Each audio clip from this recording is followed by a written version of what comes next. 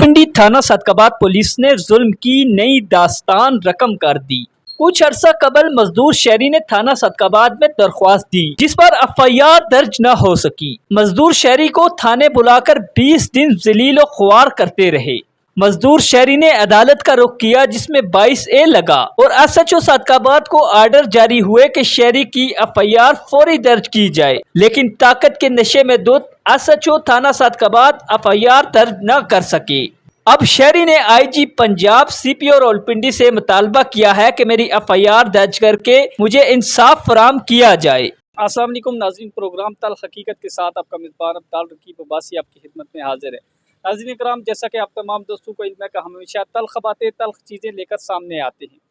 नाज़रीन कराम, आज हम बात करेंगे, हमारे पास मौजूद है बाग आज़ाद कश्मीर के एक शहरी, इनके साथ जुल्म की नई दास्तान रकम हुई है।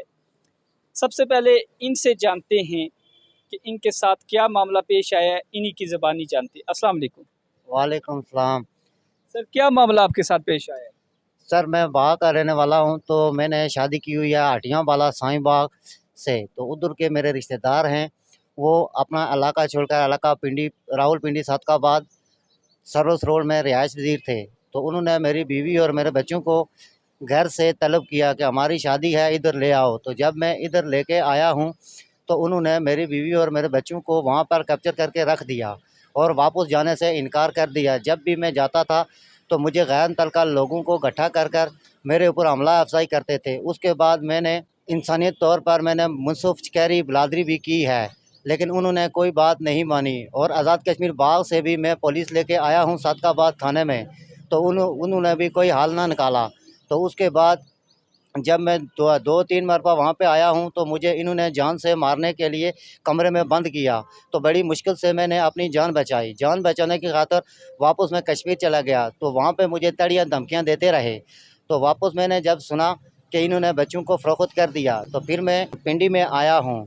पिंडी में आकर मैंने आपके बच्चों को फरोख्त कर दिया? मेरे बीवी और मेरे बच्चों को उन्होंने फ़रोख्त कर दिया। उनके हकीकी रिश्तेदार से मुझे मालूम हुआ कि आपकी बीवी और आपके बच्चों को उन्होंने कहीं और के हवाले कर दिए हैं। तो इस पर मैंने गौर किया, तो पिंडी में आकर मैंने थाने में दरख्वास्त दी। तो अदालत की तरफ मैं गया हूँ, तो वकील को मैंने केस दिया है। केस डायल कर कर मुझे किसी जज ने या किसी के आगे मुझे पेश नहीं किया। आज और कल मुझे करता रहा और भाई ये लगाई सीपीओ के पास। तो मैं सीपीओ के पास गया हूँ, तो उन्होंने मुझे थाने में भेजा है। थाने वाले मुझे सुबह से लेकर शाम तक एक जगह बैठाते थे कि इधर शाम को करेंगे, सुबह करेंगे, आज करेंगे, कल करेंगे। इसी तरह मैंने 20 दिन तकरीबन सदकाबाद थाने के एरिया में गुजारे हैं, तो इन्होंने मेरा कोई मसला हल नहीं किया।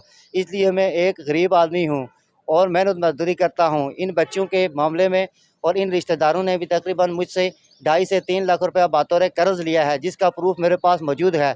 और मेरी जमा पूंजी जितनी भी थी इन्होंने सब खाई है। खाने के बाद मुझे जान से मारने की धमकियाँ दी हैं। इसलिए मैं एक गरीब आदमी हूँ। मैं पंजाब वज़ीर-ए-आज़म से, एसएचओ से, एसएचओ सदकाबाद थाने से, एसपी से, तमाम मौलवी आलमों से ये मैं गुज़ारिश करता हूँ कि मैं एक गरीब आदमी हूँ।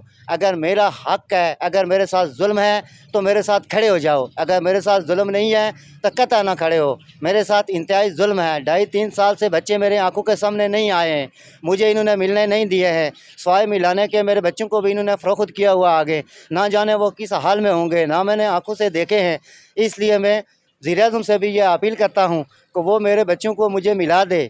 आप ये बताएं कि आपकी जो बीवी थी वो आपकी मर्ज़ी से गई है? वो मेरी मर्ज़ी से नहीं गई है। एक मेरी साली है जिसकी वजह से ये सारा काम हुआ है, उसका नाम फरजाना बीबी है। वो अपने इलाके से अभी बिल्कुल आउट है। और जो उसका घर वाला है वो दिन को रोडों पे भीख मांगता है और चरस और शराब का कारोबार करता है। फरजाना उसका नाम है, उसने ये काम किया हुआ है। वो आपके निकाह में है ना? वो मेरे निकाह में है। मैंने उसको कोई किसी किस्म की कोई तकलीफ़, कोई कुछ नहीं दिया। उन्होंने अपने कैप्चर में डालकर मुझे धमकियाँ दी हैं, गैर मुतल्लिक़ा लोगों को से मुझे मरवाया है और मुझे धमकियाँ दे देकर दूर दराज करते थे। जब मैं अपनी बीवी का नाम लेता हूँ तो मुझे बुलाकर मारते थे और गलियों में ये लोगों को इकट्ठा कर कर, चोर डिगेटियों को इकट्ठा कर कर मुझे मारते थे और कहते थे कि तुम बीवी के मालिक अब नहीं बन सकते हो, हुकूमत हमारी है, हम पंजाब में रहते हैं, कश्मीर में हम आते ही नहीं हैं। तो इसलिए जो है तो मैं मजबूर होकर आपकी बीवी ने शादी कर ली है?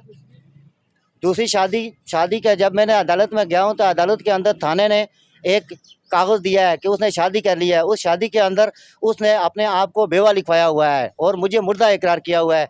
हालांकि मैं ज़िंदा मौजूद हूँ, पिंडी में पंचायतें भी करता रहा हूँ, चिकारियाँ भी करता रहा हूँ, थाने में भी जाता रहा हूँ, बिरादरी भी बैठाता रहा हूँ, ठीक है।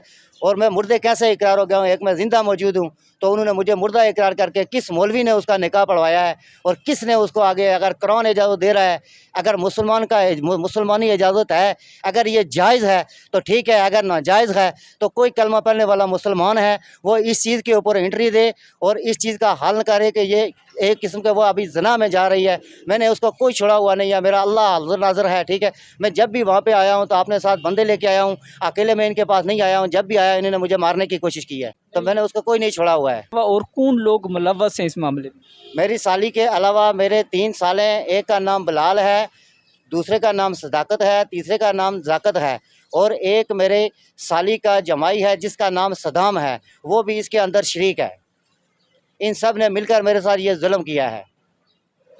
जी नाजरीन, इनसे हमने बात की तो इनका ये कहना है कि इनकी जो वाइफ है, जो बीवी है, उसको जो है इनकी साली है, इनका ये कहना है कि वो अगवा करके ले गई है। ये उसके जो भाई हैं वो भी उसके साथ मिले हुए हैं और इनके निकाह में मौजूद है और निकाह के ऊपर निकाह हुआ है। ये एक बड़ा सवालिया निशान है कि जब इन्होंने थाना सादकाबाद में गए, थाना सादकाबाद में भी इनकी कोई सुनवाई नहीं हुई, बल्कि 15 से 20 दिन ये थाने के चक्कर, थाना सादकाबाद के चक्कर लगाते रहे।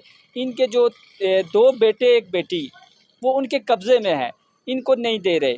और इनकी बीवी जो है उसने दूसरा निकाह कैसे कर लिया, किस कानून के तहत? एक निकाह के ऊपर हमारी जो शरीयत भी ये इजाज़त देती है कि एक निकाह के ऊपर दूसरा निकाह नहीं होता, तो ये निकाह कैसे हुआ? इनका ये मुतालबा है कि CPO रावलपिंडी जल्द अज जल्द नोटिस लें और इनकी जो 2 बच्चे और 1 बच्ची को उनसे बाजियाब करवाया जाए और इनको दिलवाया जाए। और ख़ास करके ये जो निकाह वाला मामला है कि डबल निकाह के ऊपर निकाह हुआ है, इस मामले पर फ़ौरी नोटिस लिया जाए। नाज़रीन इकराम, प्रोग्राम तल हकीकत के साथ अपने मेज़बान अब्दाल रकीब अब्बासी को दीजिएगा इजाज़त। इंशाअल्लाह किसी नए टॉपिक के साथ आपकी खिदमत में हाज़िर होंगे। तब तक के लिए अल्लाह हाफ़िज़।